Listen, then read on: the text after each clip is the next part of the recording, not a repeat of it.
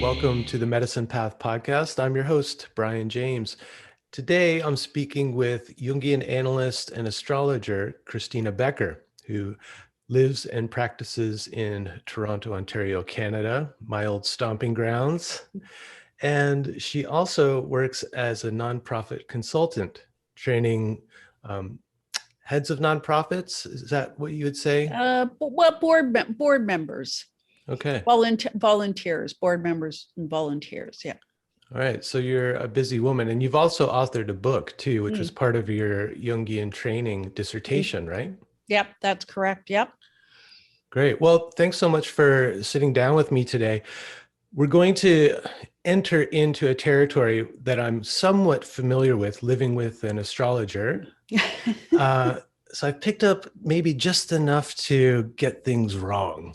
So if at any point I'm asking a question and I'm talking about something in an incorrect way, just please feel free to correct me. No worries. I'm really here to learn. And I'm really curious.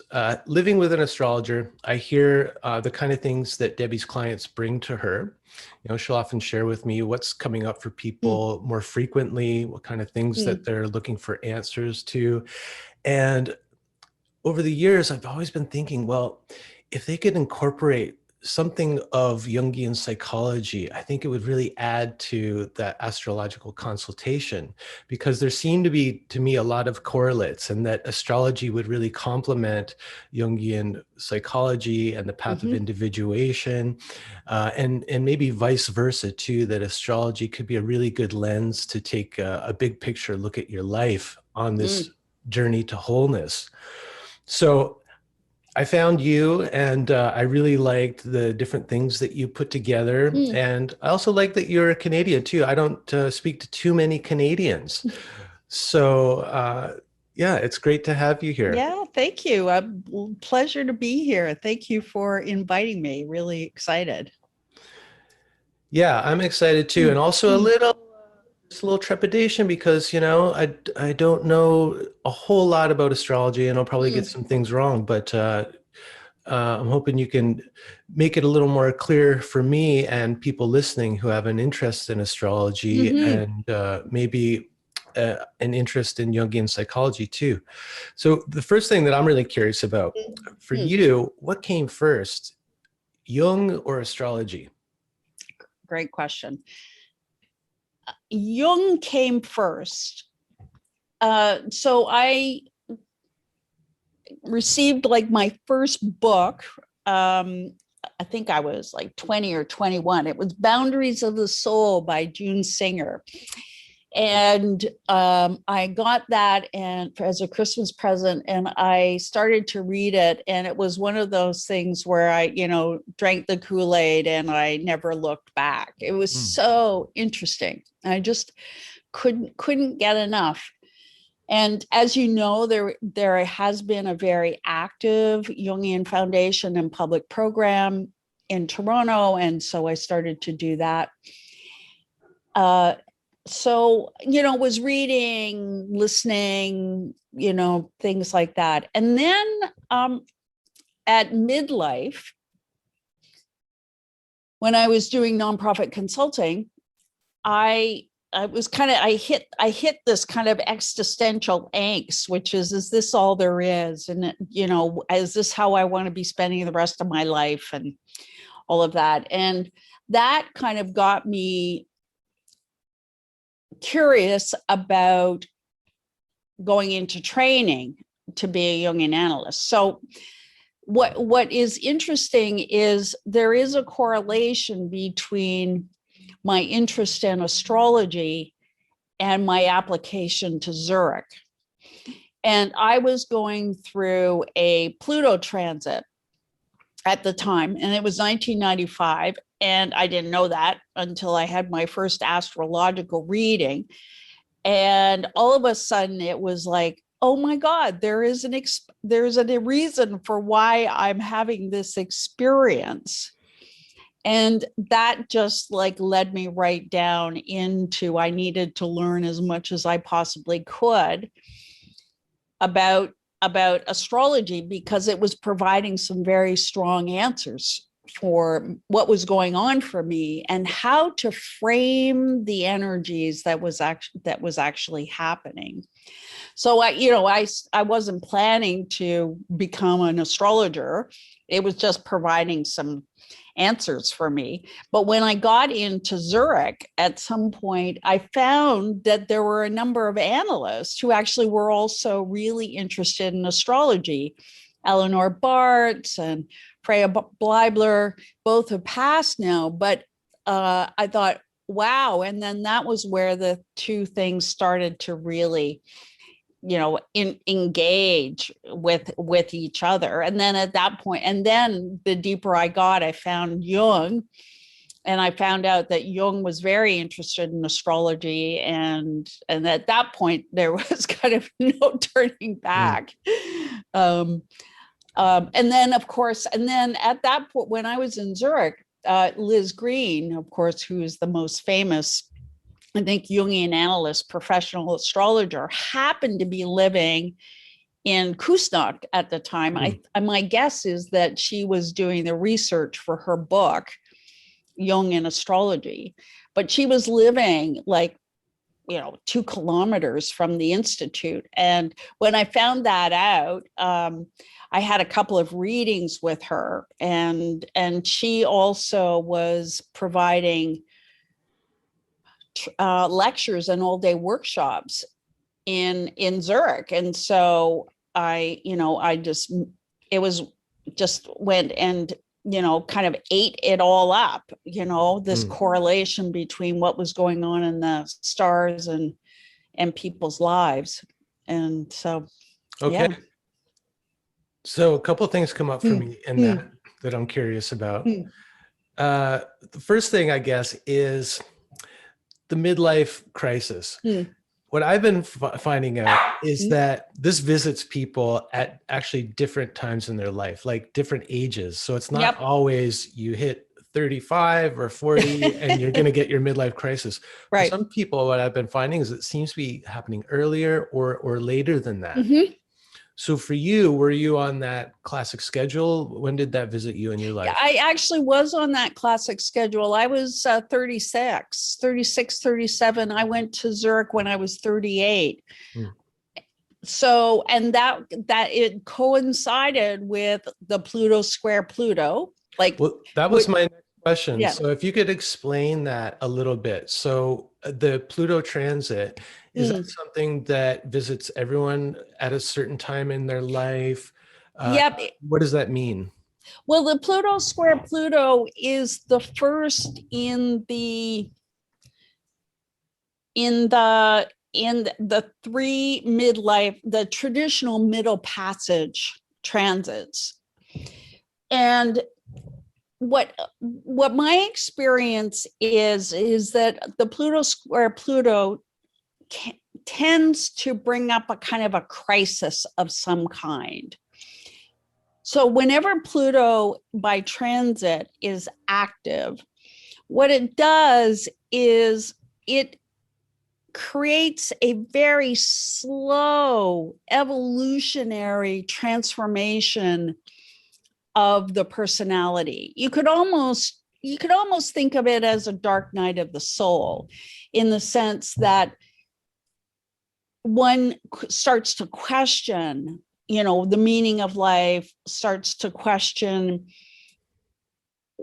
what are they doing? Like for me, for sure, that was absolutely true. And it's very interesting because when people call to, start a Jungian analysis, and even before I know who they are or what their issue is, just because they're describing a certain series of events in their life, I went, oh yeah, okay, that's a Pluto transit.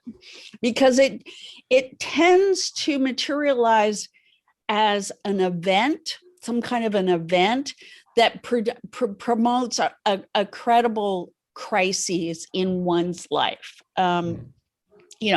A husband is having an affair. There's an existential crisis of meaning, or a loss of a parent or a loss of a job or something that actually has the person really rethink what they're doing with their life and reorienting themselves towards death, basically, because that's when we move from the first half of life into the second half of life.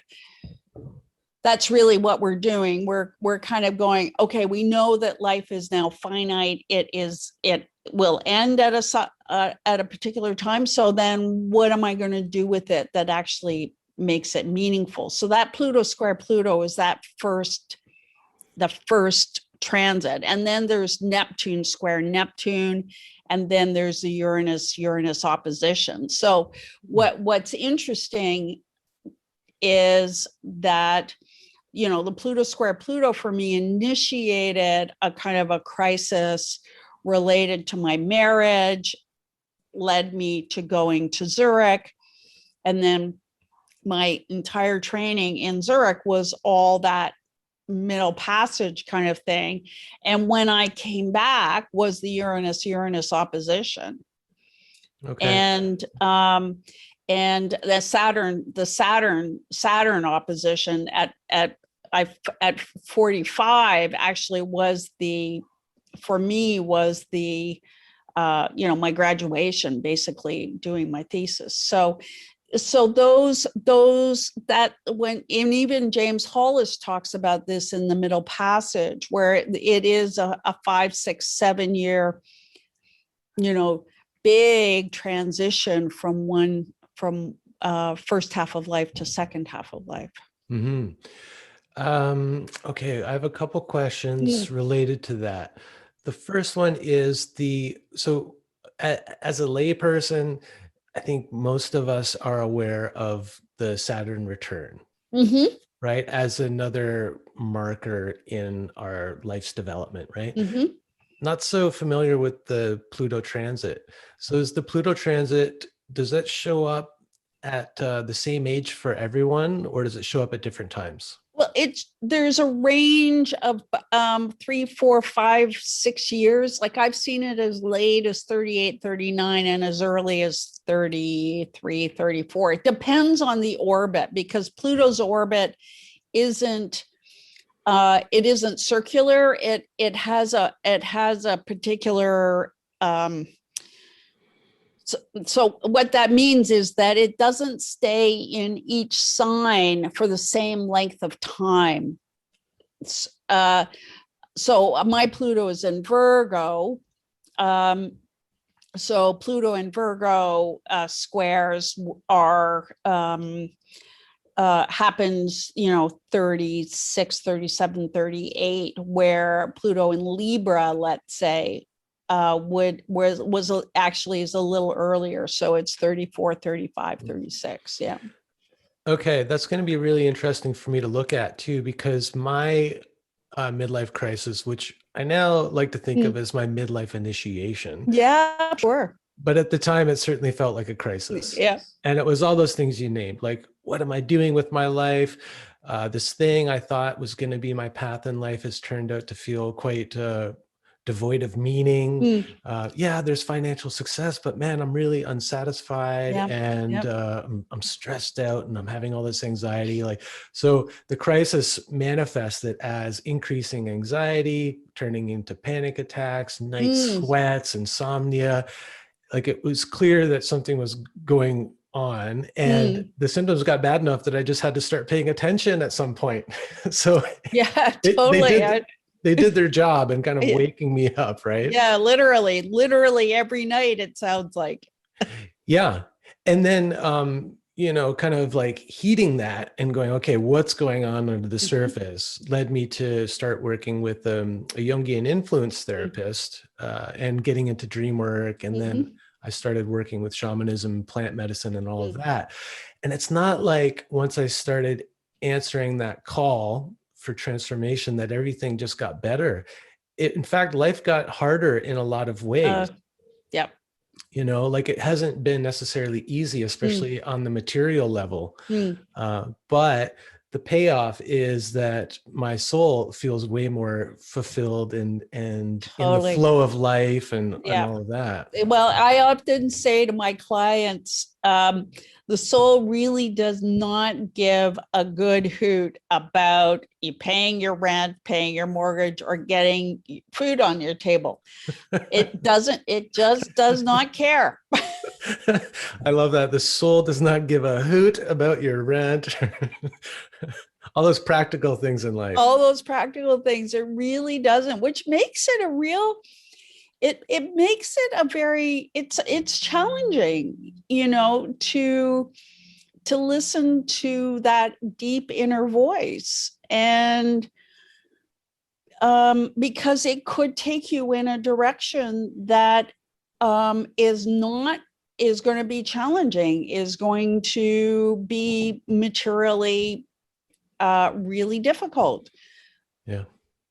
It's so true. And I was just talking with a client this morning before we got on this call, and kind of relating that same thing to her, that when we really start listening to our soul or listening to our daimon, it asks us to take risks. Yeah. You know, whether that's a financial risk or a risk to our like reputation. You know, when we really put ourselves out there authentically, we open ourselves up to, you know, a lot of like criticism, which is going to hurt more because it's really about us, because I'm really putting myself out there for once. I'm not hiding behind a persona, right? Yeah, exactly. And sometimes the most vulnerable part of us too, which is the authentic, you know, the authentic self can be really vulnerable.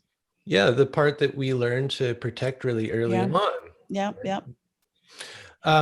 Great. Well, I'm sure it wasn't easy for you to listen to that call and go all the way to Zurich. I mean, what did you have to give up in order to do that? And how long does that training take? Well, you know, it was actually, I have written about this. I gave up a lot, and there is this idea of the sacredness of sacrifice, in which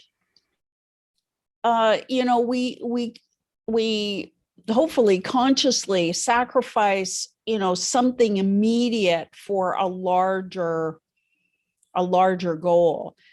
However, if I had gone into it knowing that I was going to give up so much, I may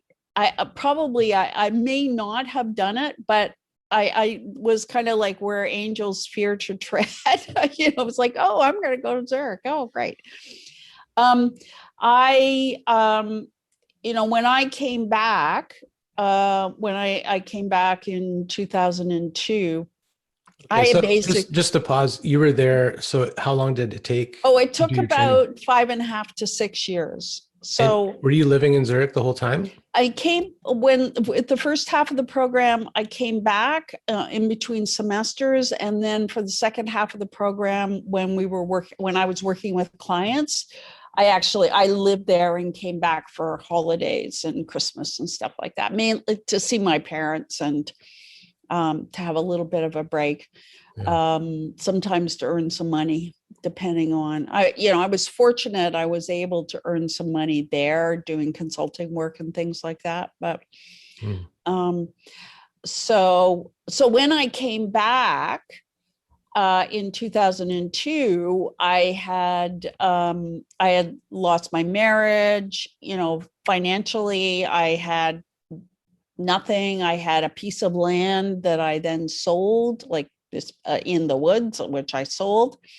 And I mean, talk about being stripped of, and it was a real rebuilding of my life when I came back. And so at 45 or so, whenever, I think it was 45 when I came back. And fortunately, I have been able to rebuild, a significant portion of that. But, you know, that was a real initiation. And lots of people have given up a lot to do this work. So, I mean, it's kind of, I think we do get called it in a way. It's very similar to a, I wouldn't say religious, but there's a lot of similarity in the training to be an analyst, like you would, like a priest or a nun would be trained, like in this kind of formation of what it means to be an analyst. And so including doing, although the nuns and the priests don't do this kind of personal work, but, including really doing a fairly in-depth and extensive personal analysis, which of course then brings up all sorts of stuff and brings up the truth of so many things in one's life that doesn't work. This is a interesting opportunity for me and maybe the people listening to get a little insider view of what it's actually like to go through that analyst training. So I know that personal analysis is always a part of that. That's kind of foundational to becoming a Jungian analyst yourself, is you got to go through analysis. But how often are you going into analysis? Is it once a week, every day? And then what does the educational part of it look like? Well, now a lot has changed in the training since I did it. There is, and also because of the political things that were going on at the C.G. Jung Institute in just outside in Küsnacht, just outside of Zurich. The core, the way that Jung had imagined the training was the core of the program was the personal analysis. And so while we had to get at least 300 hours, which actually is that's a lot of analysis. And that usually involved twice a week. At least for most of the students, it involved twice a week while during semester. And sometimes if we were there over some, in between semesters, it would include that. The idea is that the more you're in analysis, the heat is up. And the more the heat is up, then the more, material is coming up to be worked on. Jung talked about this idea of a kind of assisted individuation and an unassisted individuation. I mean, we all go through individuation. I mean, it's just kind of hardwired into our being. But analysis is an assisted. So by talking about dreams and what's going on in life and etc., then we further our individuation. Can we pause there for a moment? People listening might not be familiar with the term individuation, and just to hear the word may give you a wrong sense of what Jung meant by that. So could you help us understand individuation as Jung thought of it? For sure. It is this journey towards wholeness through the active relationship and working with the unconscious. As we integrate more of the unconscious material, we become more comprehensive, we become more ourselves, we become more authentic in terms of who we are. And so this individuation process is really about becoming more of ourselves, integrating the shadow, becoming more creative or whatever it happens to be. So it is, Jung defined it as a journey towards wholeness, but it is basically a daily practice of working with the unconscious, integrating it, and becoming more of who you are. And so when you're in analysis, it's like turning up the heat on this alchemical process that's happening anyway. This is part of nature. We're evolving to become who we're meant to be, Mm-hmm. right? So it's always happening, whether we are engaged in it or not. But Right. analysis is this conscious decision to turn up the heat, bring up more material to be processed and integrated. Yeah. So the unassisted, is that just someone who's not in analysis, but is doing the work on their own? Or is it when it's just an unconscious process that's always happening?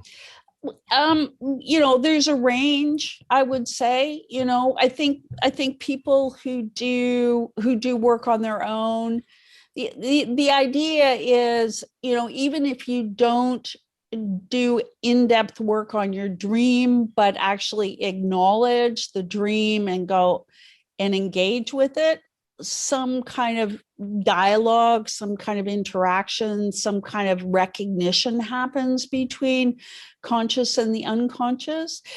Those people, like, who might be unassisted individuation, who just have this knowing, to do this thing, whatever the thing is, right? They just said, I have to do this thing. And it really calls to me. And so they do it, right? That would be a very natural expression of bringing to life something that the soul wants to create in the world, or be in the world, or manifest in the world. Yeah. It's interesting because I was just thinking about this. Debbie and I were watching this documentary about the creation of funk music and the evolution of it through people like James Brown and George Clinton. And watching this, I was so struck by, okay, for instance, someone like James Brown. It seems like he was always listening to that inner drive because he took incredible risks in his life. He came from, really hard situation, at, a time where racism in America was just oppressive. And here is this young kid who had something in him, pushing him to do this thing in life that was so outside of the norm, and to, I don't know, just keep evolving, keep growing, keep pushing things. I was so struck by that. And, he had no concept of individuation or the unconscious or psychology, probably never even thought about like his life's purpose or anything. He just kind of did it. Yeah. So what is it about some people where it's just, they just naturally have the courage to listen and follow that calling? It's such a good question. I wish I had the answer to that. It's a huge mystery to me that why there are some people who naturally, like as you said, James Brown. I mean, it's a perfect example. Or somebody who says, I need to be a cabinet maker, or I need to, be a yoga teacher, or I need to study shamanism. It's just that kind of, or me, I needed to be an astrologer. Yeah. Right. Well, interesting, right? Because the seeds of the yoga and the shamanism, everything that I've kind of ended up in my life, they were there really early on. Now, when I look back, I go, okay, well, I was having like these crazy shamanic dreams, and like I was lucid dreaming when I was a little kid, and so I was always playing with that. But it wasn't until my midlife crisis where I went back to that and found my way to healing and transformation through those things, which were there a long time ago. But I think for me, I just felt like I didn't have the confidence to fully get into that stuff earlier on. I had to kind of go through a more conventional path of getting a career and finding success in that and everything. And then having that kind of fall apart, I go back to the stuff that I was interested in the first place. Right? Yeah, totally. Well, and I've worked with some people who have, almost in like a Chiron wounding, Chiron, the wounded healer, who's also an astrological Chiron, who've had a particular, like, I'm thinking about one experience where one person who had a learning disability early on in his life, and and, went through all of those things related to, oh, I'm stupid, I'm dumb, I can't learn, whatever. And as soon as he realized that he actually had a learning disability and went through that healing journey, part of his way of transforming that was also to work with other young adolescent boys who also had a learning disability, and to help them understand what it's about, because there was just an incredible amount of anger and rage and violence and stuff like that came as a result of the fact that it created this incredible negative inner narrative about his own capability, and it was just he had a learning disability. And so this idea of those kinds of either woundings or interests or whatever, I mean, Hillman talks very much about this, right? And that then there's an opportunity for those things to flourish later on if you hear the call and if you pick it up. Yeah, well, it's so true. I mean, looking at my life, all the stuff I had to go through as I wrestled with, my life's purpose and everything, ended up being kind of the medicine I bring into the work I do now. So, life was looking out for me. I was like, God, why can't things just go easier for me? Or why do I have to be born into this life and, all that? But that ends up being my own unique medicine. But I guess, I wonder, is there something can you see something in the astrological chart that would forecast this? Like, if you looked at James Brown's chart, you think it would be really clear, like, oh, okay, well, he's not going to have any blocks to following his dharma, his life's path. It's just going to be there for him from the get-go. You can't do that without actually having a conversation with somebody. So what Richard Tarnas talks about, and I think this is really, really important, is that astrology is not concretely predictive, it's archetypally predictive. And so while the themes in the chart, the challenges, the ease, that kind of stuff can be shown, it is in the conversation with the person that actually reveals how that's going to work. So let's say, and maybe, it's interesting. I don't know much about James Brown's life, but maybe in fact, what his biggest challenge may have been personally, may have been another area of his life, right? That may have been because, and this is actually a really interesting point, because our personal challenges, our edges, those places where we have to grow, and our purpose is not necessarily in what we do for a living and what we do to get money. It might be have to do with relationships or parenting or taking care of an elder, or maybe being a mentor of some kind, or something that doesn't necessarily involve, or being a volunteer, let's say, doesn't necessarily mean that you're going to make a lot of money out of it, but it's still a calling. You still like writing, for instance, like so many people are writers and they write, and yet, or they're poets, and that's their calling, that's their vocation. And then they work for the government so that they can do that, right? And they're very clear that the money that they get from their day job helps them fulfill this. So it's not necessarily just about what we do for a living, which is our vocation or our dharma, so to speak. So there are a couple of things that you look like I can see that I want to actually explore. Like if you've got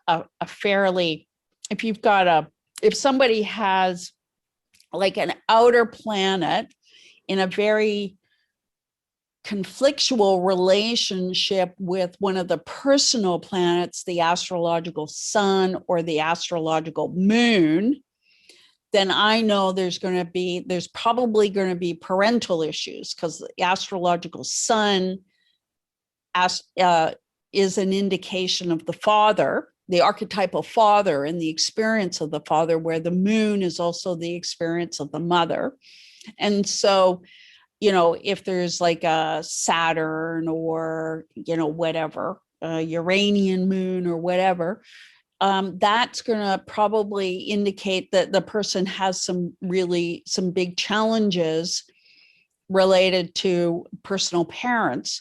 And then the transformation of that has to be to disentangle the archetypal projections, because we all project archetype onto our parents when we're little, because we need to do that for survival, is to disentangle that, bring awareness to that, so it doesn't get, let's say for the son per se, doesn't get projected on any authority figure that happens to be, or any older man, let's say, that happens to be, getting the projection. Right. So let me take this out of the abstract if I can, and let me try this out and tell me if I got it right.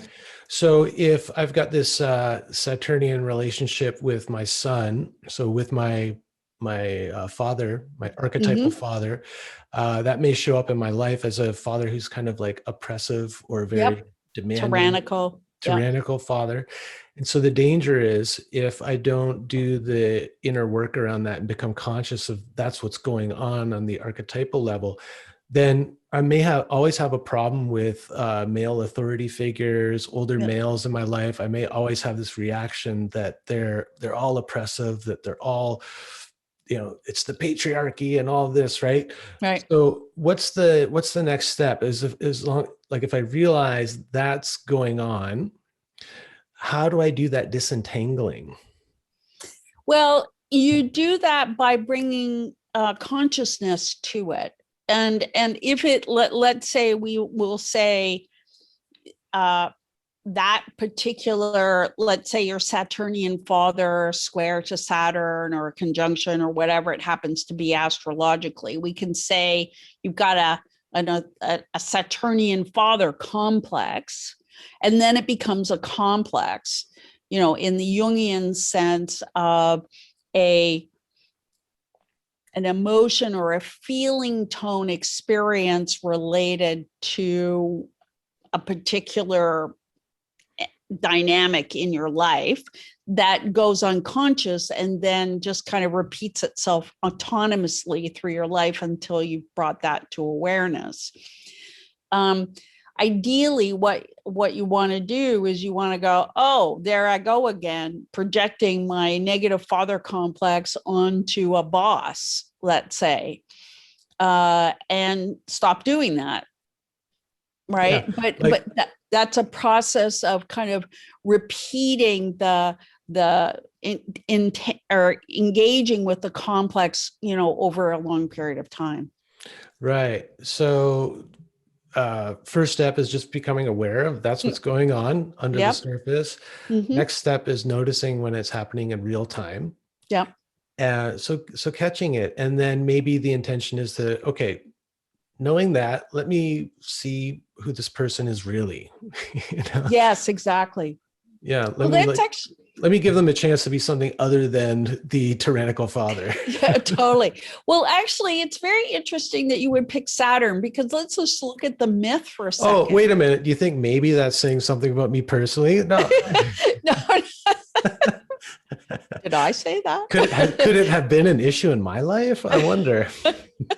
Well, let's look at the myth of Saturn, which is really, really interesting, because early in Greek mythology, Saturn devoured his children because there was a prophecy that he was going to be overtaken. And so there's this, like, if you look at that early myth, we've got that devouring of the child energy.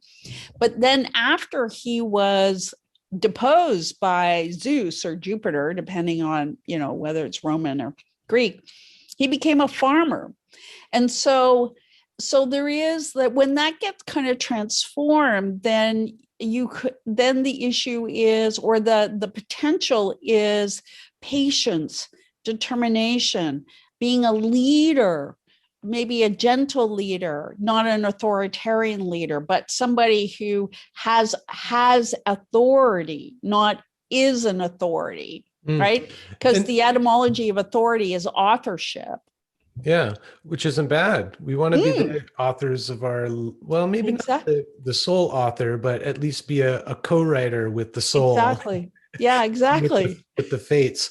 Yeah. There's also something about, I didn't know that that's how that Saturn myth ended up, actually. I'm just really familiar with the Goya image of Saturn eating its children, right? Like this horrific image. And I think that's just imprinted itself on me.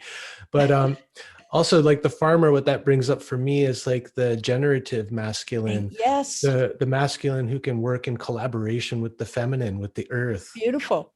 Yes, exactly. Intends and has patience and, you know, all of that. Yeah, it's a beautiful, beautiful image.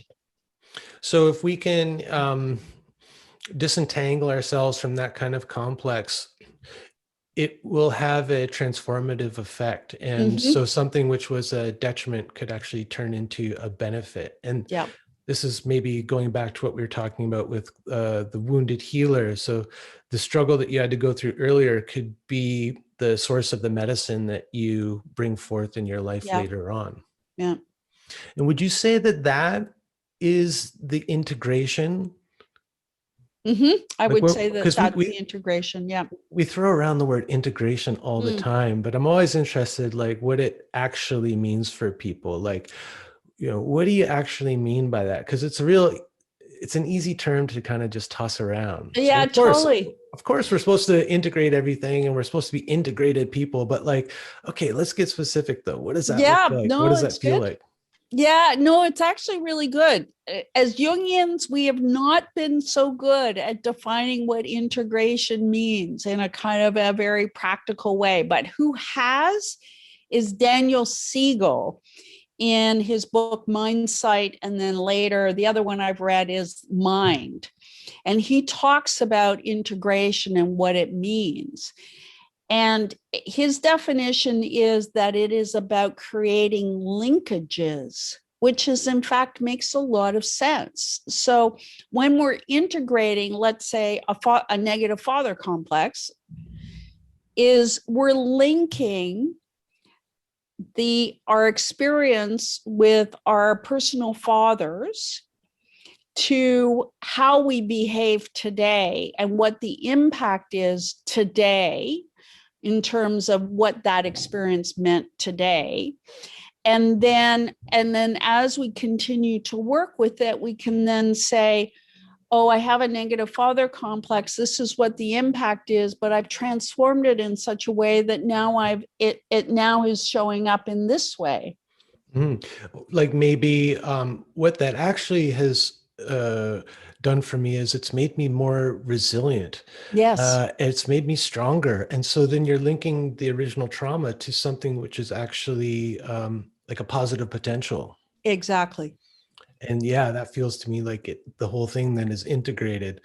First, the awareness, what's happening for me in the here and now is related to something in the past. And then as I grow from that awareness, now it's like linking forward into time, into a positive potential, which, wow, that feels like really clear then what integration looks and feels like.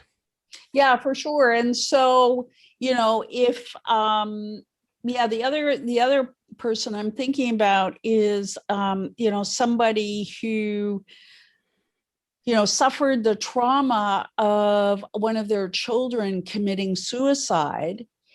And, you know, it took a while, you know, as you can imagine, you know, just to work through the grief, and then slowly became very active in parents in a group called, you know, parents who have had a child commit suicide, and being very helpful in that and doing that in a very conscious way.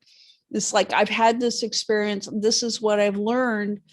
I'm going to help others. Yeah.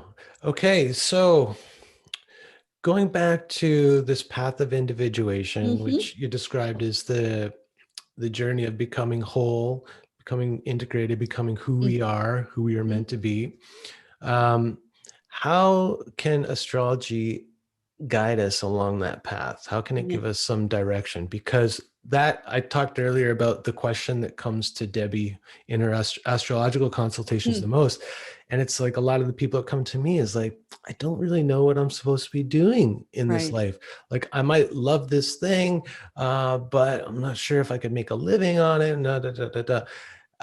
And so I think people are really looking for guidance. Like, who am I meant to be? What am I meant to be doing? Mm. So can astrology help us to figure that out? Yeah, they can certainly, astrology can certainly provide a container for the exploration, let's say in terms of of what needs to happen, like in terms of a profession. We look at the 10th house, for instance, in the midheaven, which gives a certain equality to how the midheaven, which is the apex of the chart, which tends to reflect vocation, career, that kind of thing.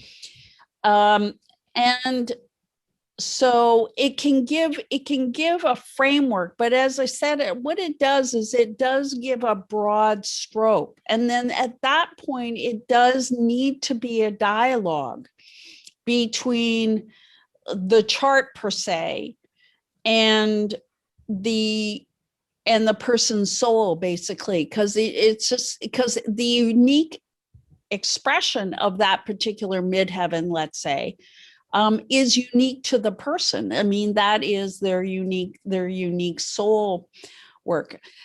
In terms of the individuation process, like my readings always, like I divide my readings half just to look at the natal chart, but I think it's actually really important to look at what's going on right now. And look at those kind of particular themes that are showing up in somebody's life and how that may further their individuation process. So if, let's say, there's a particularly thorny transit to the astrological sun, we'd be looking at things about identity and getting to know a little bit more about the archetype of whatever the sun's sign is, right? If there is a particularly thorny transit to the moon, let's say, we would be looking at the body. There may be a disease happening or a health issue or something related to the feminine, or could be the mother, or something like that. And how it shows up is that's where the mystery of the individual soul and the chart starts to find this alchemical dance. Liz Green talks about the fact that we've got 3 or 4 different ways in which a transit can show up. A body, can show up as a symptom. You have a headache, or you have a disease or whatever. Or a stiff neck that won't go away. Or a stiff neck that won't go away. An event. So an event comes to you and forces you to deal with that event. Could be, it kind of feels a little random, but if you believe that the soul is magnetic and that it brings to it what it needs to further its journey, then everything is a mirror of what needs to learn. Or just a psychological insight. So it could be a dream, or, you're just working at something and you kind of go, oh, I had not got, there's that integration, that linkage. You're working in your journal and you just kind of go, oh, wow, I had this insight about my mother, let's say. And then that could show up in that way. Mm-hmm. So it can show up in many different ways, and it's whatever, and that's the level of where, and there's no right and wrong here. It's just how it shows up. Mm-hmm. Mm. I love that perspective, that the chart is a container for an inquiry into what's going on in my life on an archetypal level, and Mm. then through the dialogue with the consultant, probably best way to do it, finding out how that's showing up for me personally in my Mm-hmm. life. And so we've got the broader context for all of the events of our life. We put them into an archetypal context, which helps us to maybe disidentify them enough Yep. to look at them more objectively, Yep. and then to find meaning in even the most challenging aspects of our life. Mm-hmm. That's beautiful. And it's like, when we talk about it that way, it doesn't feel so technical to me. I was trying to understand like the function of the zodiac versus the planets versus the houses. And so I was asking Debbie, I'm like, okay, there's like these three elements to a chart. The planets are moving, the zodiac's moving, there's the houses. What one do we look at first? Is it the interrelation of all? And I was getting like really caught up in the technical, trying to understand how it works technically. And I realized after it just exhausted me that I said, okay, look, if you've got a calling to be an astrologer, there's a lot for you to understand there, and that's your job. And if I have an interest in astrology, I'm going to go to someone like that who's done all of that work to understand those elements, how they work together, relating to my life and all that. Yeah. Man, it gets pretty complex once you start digging in past just what's your sun sign. Yeah, for sure. It gets pretty complex, and it took me a while to start to look at the interrelationships, because as you said, you start off looking at the planets and what their role is, and the quality of how the planets get expressed in the sign and where it in your life the planet is being expressed, the house, right? And that's very kind of building block kind of thing. But as your wife already knows, it's like what's interesting is how all of the pieces fit together into almost like a hologram. I mean, and that's that's where it becomes really, really interesting. And Well, it's interesting you say that, because after questioning her about this, and then I went. Chris Brennan recommended a certain book for absolute beginners, so I looked up yes. that book, and I was like, okay, maybe there's some clear answers in here to help me, because like I'm going to be speaking to Christina. I want to be somewhat well informed. I want to have some vocabulary, and I looked at the book, and it was like, it was the same thing. But then as I went to sleep, I started to get this visual, and what it was like was very three-dimensional. So like a three-dimensional cosmos with these three different layers. On one level, maybe it's the furthest out is the zodiac signs. So the constellations in the sky, which act as a backdrop for the movement of the planets. And then on a level closer, there's the Earth, the sun, and the moon, me there. So there's all of these different levels on a vast cosmic scale. And I got the sense that, someone like Debbie, who's got a lot of the technical knowledge and everything, when she's visualizing the chart, she's seeing it in this three-dimensional way and seeing like where these relationships, these linkages are happening and everything. And it kind of like, it blew my mind, this vision. I was like, okay, that's why I consult in astrology, and why I don't try to take up this on my own. I got enough I'm trying to figure out. Wise man.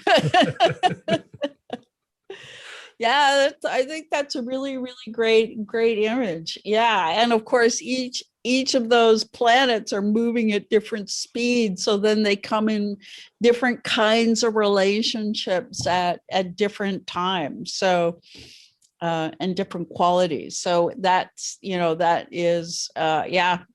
There's a lot of moving parts. There is a lot of moving parts.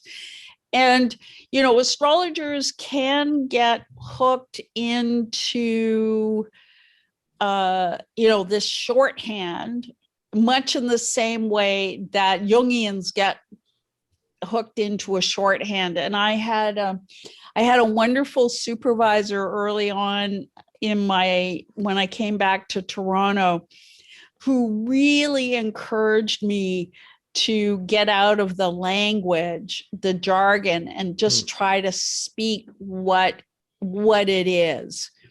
And so that has taken a little bit of time. So I always, especially when I'm giving readings, like if somebody doesn't know, you can't just say, yada, yada, yada, like your moon is in whatever and it's whatever. It's like they just, they kind of, their eyes glaze over and stuff like that. But to really bring it home, I think that's also been a very important part of my journey, like in terms of what has been increasingly a need to bring practicality and what it looks like right here and right now, both with Jungian psychology and astrology, and to really, what does it mean and what does it look like in somebody's life so that they can actually go, oh yes, okay, I do get that.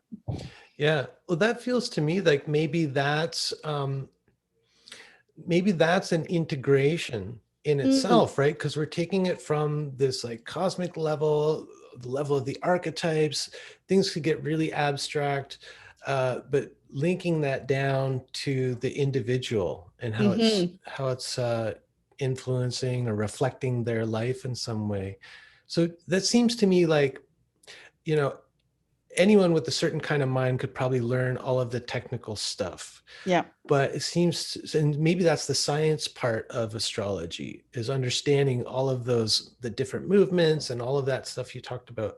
But maybe it's more of an art form as to how to bring it down to earth and make it relevant to an individual who doesn't have all that technical knowledge. Yeah, because ultimately, I think somebody comes to an astrologer for two things. One is to at a particular time when life seems to be having a mind of its own, and trying to bring that into perspective, like what is happening and what do I need to learn?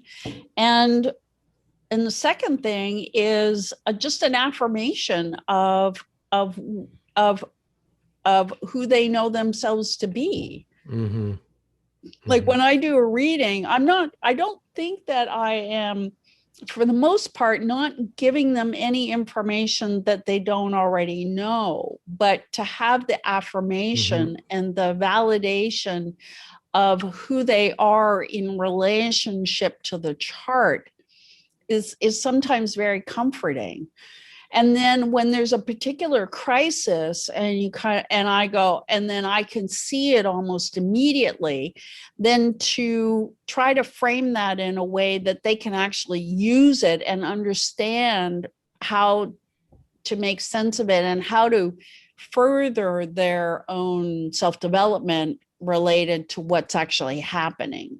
Yeah, that kind of meaning, I think of it almost like a salve to the wound, right? It's like we're still wounded, we still went through it, but if we can put it in a context that is meaningful to us, it eases the suffering, right? Yeah, for sure. Yeah. Which is ultimately what psychology is really about, right? And why mythology and fairy tales are so important, because they both myths and fairy tales map out the journey for us in a particular configuration of something that needs to be resolved or transformed or whatever. And I think that's what is very important about astrology too, because it gives us a time frame, especially if there's a transit to a personal planet, so the sun, moon, maybe Mercury, Venus, maybe the ascendant, and it gives us a time frame and an archetypal image of what is actually being worked on, what's the alchemical operation that is being applied to that particular area of our life. right? So that by using the personal planet that is being touched, and starting to develop some language around that, and to say, this is the area of your life that is being affected by this particular outer planet. How are you experiencing that? What's actually showing up for you? What can you say about what I've just said that is having some resonance? And so then let's drop into that and see how you can work with it. Mm. Yeah, so we can start to understand the archetypal qualities of the different planets, which are always related to different myths and stories. It can help us understand maybe our personal myth or the story of our life. Yeah. And yeah, that's something that I've been actually working with more in, especially the shamanic journey work that I do, because everyone comes back from the journey with a story. And I've been thinking about this as if we're able to tell that story, and especially to have it witnessed, we're somehow discovering our personal myth.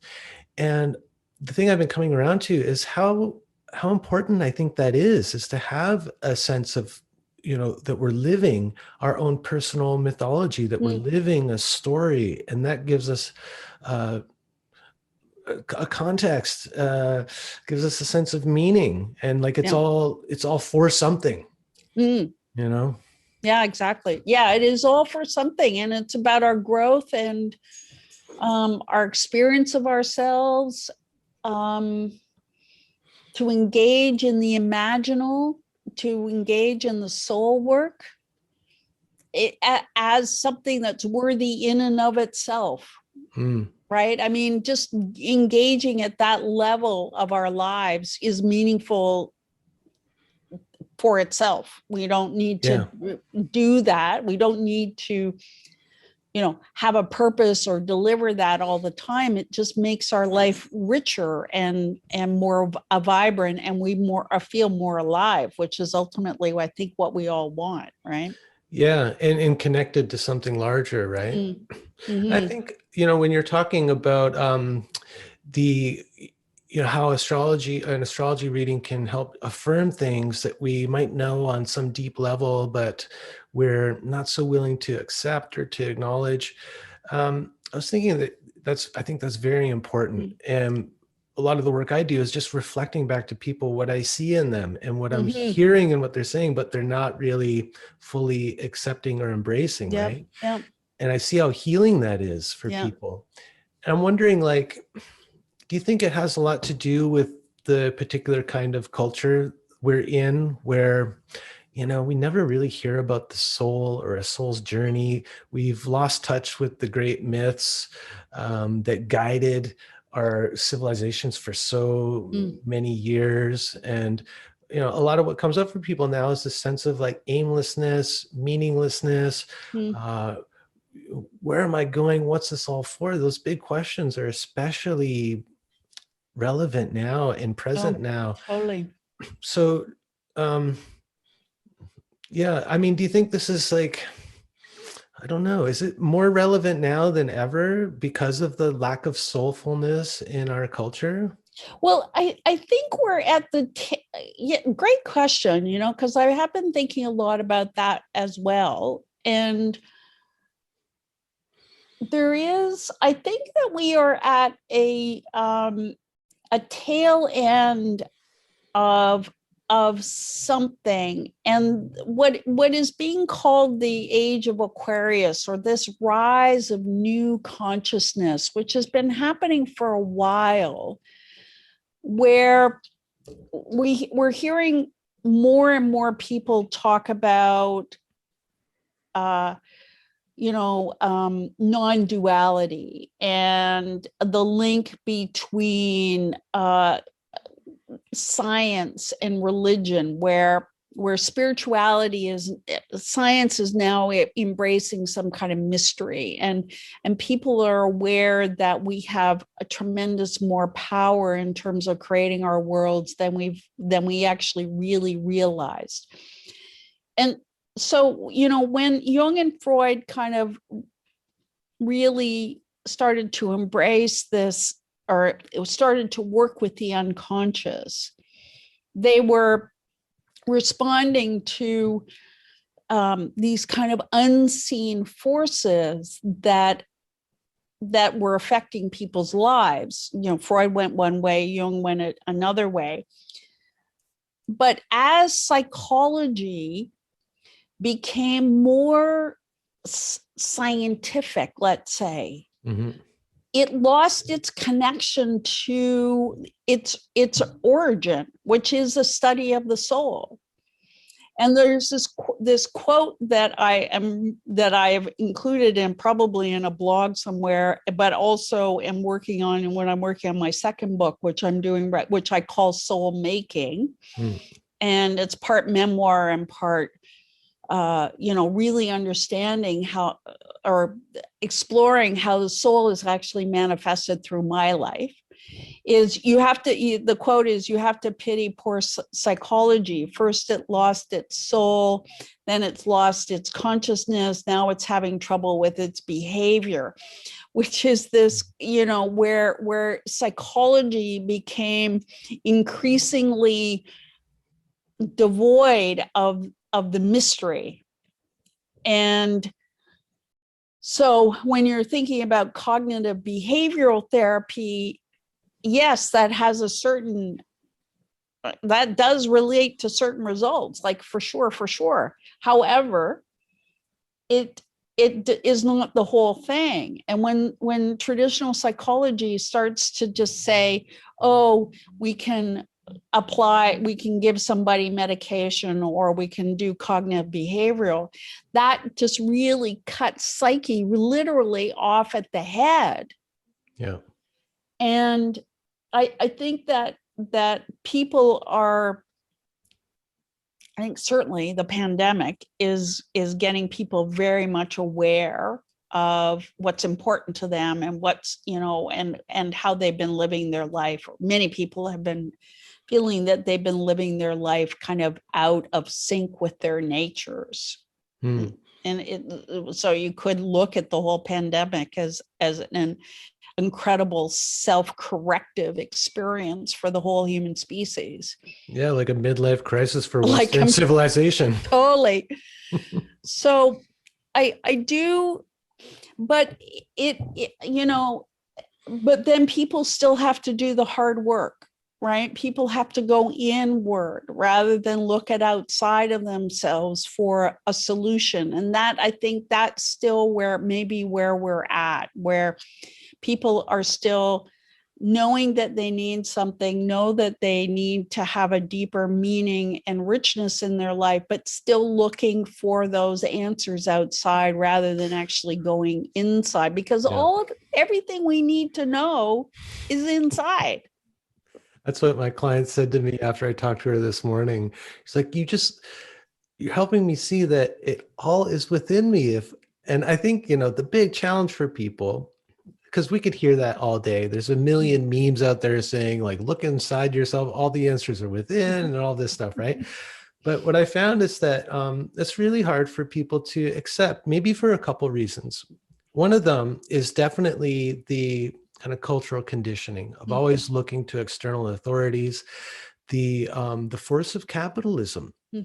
I mean, for capitalism to function and to flourish, we have to think that we're missing something, that we don't have all the answers, that we need to get something from outside, whether it's something material or a new set of ideas or some answers.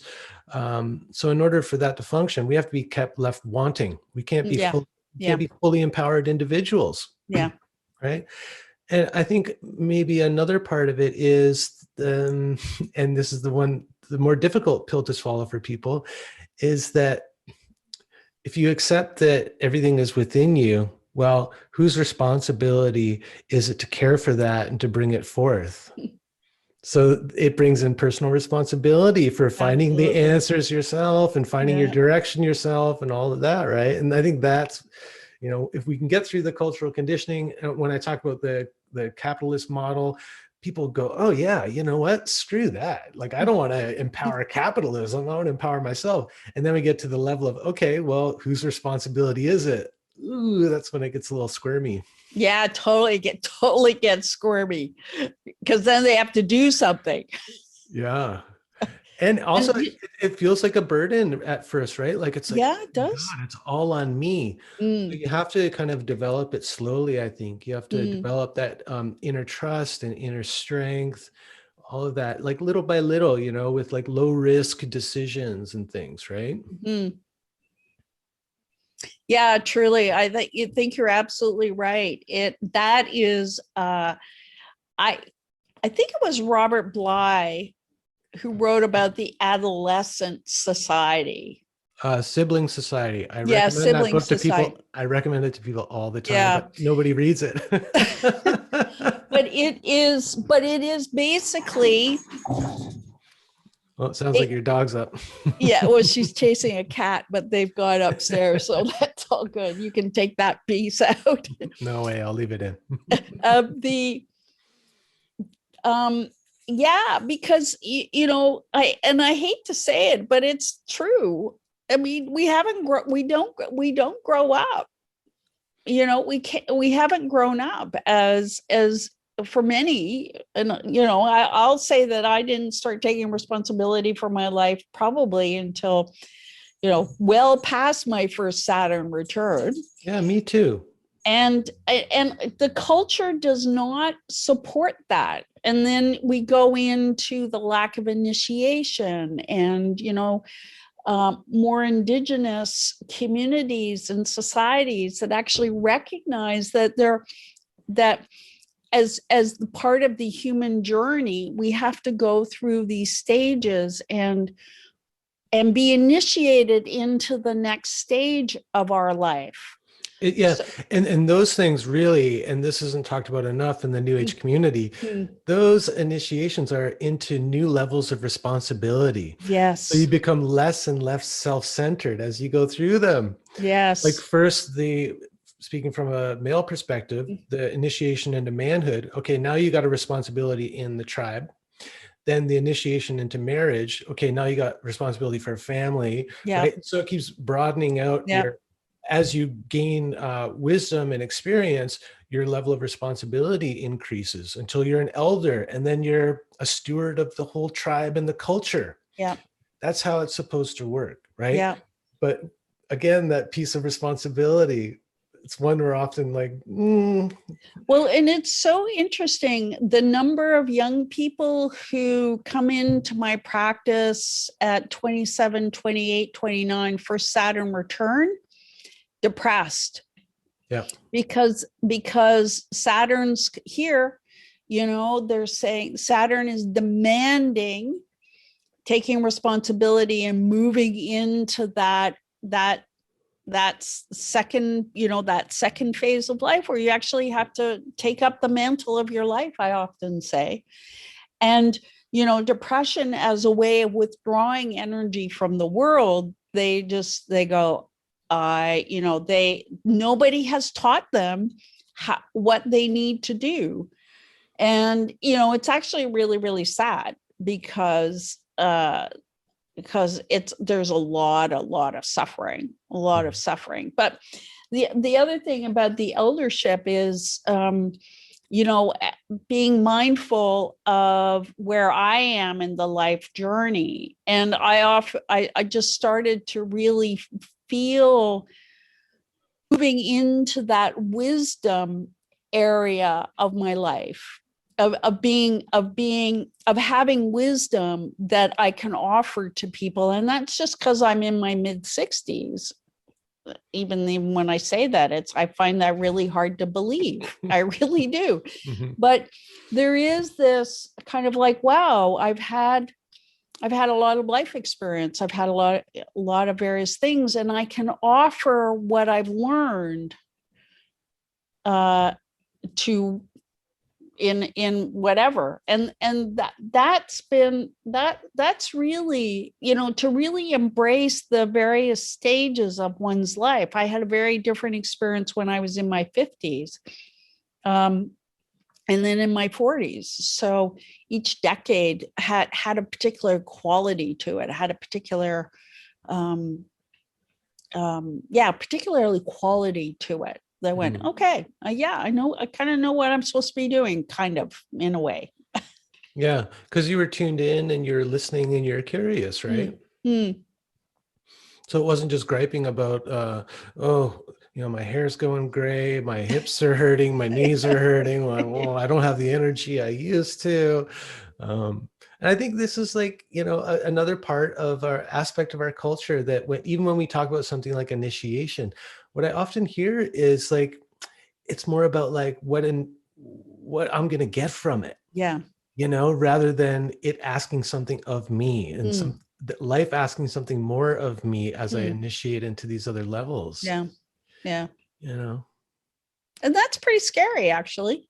I mean, to actually, because it's going back to what we talked about earlier, because it's about risk taking and it's about putting something vulnerable and new and fragile out into the world, possibly, that's going to get stomped on. But I think that's where our growing edges are. when I spoke to James Hollis, who we were talking about before we started recording, he's a revered elder, I think probably for both of us, right? Yes. He's in his late 80s now, I think. Oh, really? Yeah. Oh. Yeah. And when I interviewed him, he talked about this mantra that he repeats to himself every day as he goes, leaves his condo, goes down the elevator to get his car. He said, I repeat this every day. And it's 6 words: shut up, suit up, and show up. The way he talked about it was, shut up, like just stop your complaining, stop griping about, what life is asking of you. Suit up, so get prepared, be prepared for what life is asking of you, and then show up and actually do it. Yeah. And it takes someone of that age and experience and wisdom who can like kind of put it so bluntly. That's one of the things that I've noticed. I don't know how my clients feel about it, but I'm finding myself not mincing words. I think you earn it at a certain point, right? Yeah, you really do. Or you just get so fed up with all the nonsense, like all of the weaseling out of responsibilities and stuff, that you're just like, I ain't got time for this. Like, here it is straight, kid. Yeah, totally. I actually don't. I felt that. I have felt that for a while, but it's just, I guess, time is such a precious resource, and as a good friend of mine says, we get, she says, she's always mindful of what she is spending her life energy on. Is it worthy of her time and energy? Does it enrich, does it enhance, or does it drain and is unproductive in terms of soul work, richness, that kind of thing. Yeah.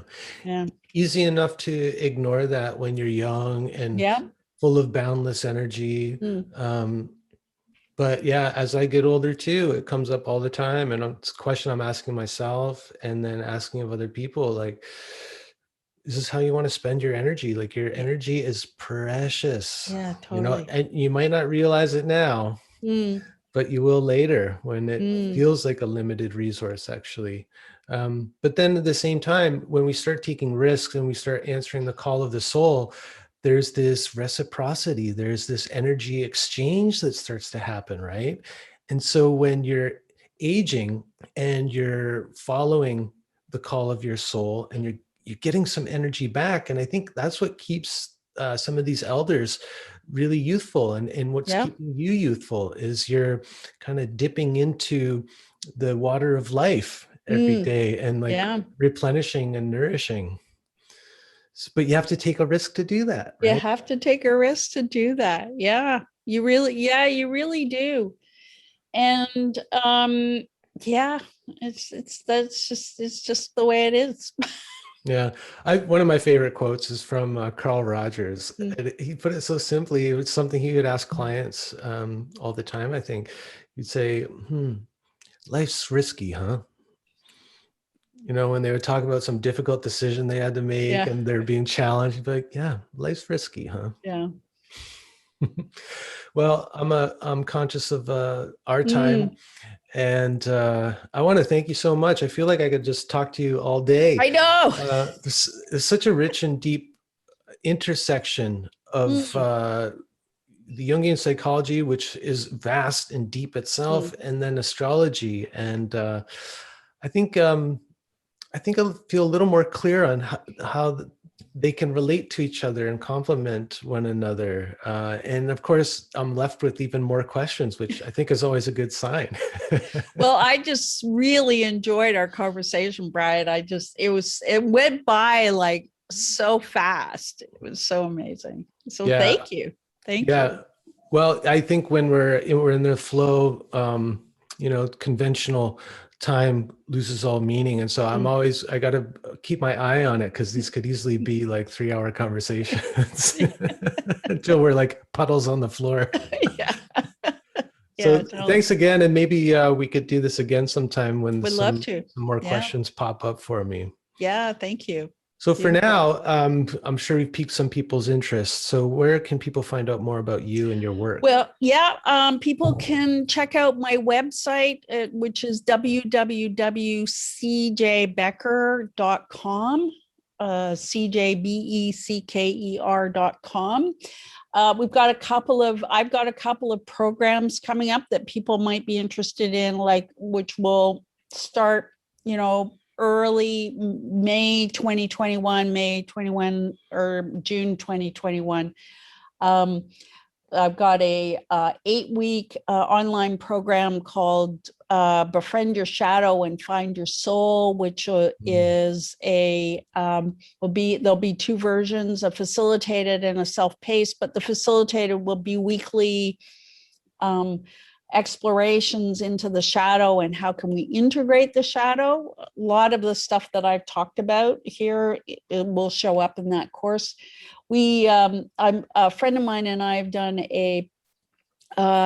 just finished a 8-week facilitated dream work and artwork called On the Handless Maiden Fairy Tale, but we're going to offer that as a self-paced in May.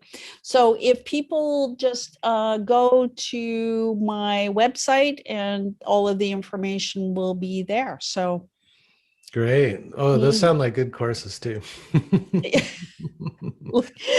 Yeah, I haven't done the Befriend the Shadow in a couple of years, so lots has changed in terms of my thinking about things and reading and just my own journey. So I think it'll be a combination of kind of live dream work focused on how do we identify the shadow in dreams, and then some group process and breakout groups and things like that, all on Zoom, so available to anybody in the world. Wonderful. Well, thanks again. I think we got to get our dogs out for a walk. Yes.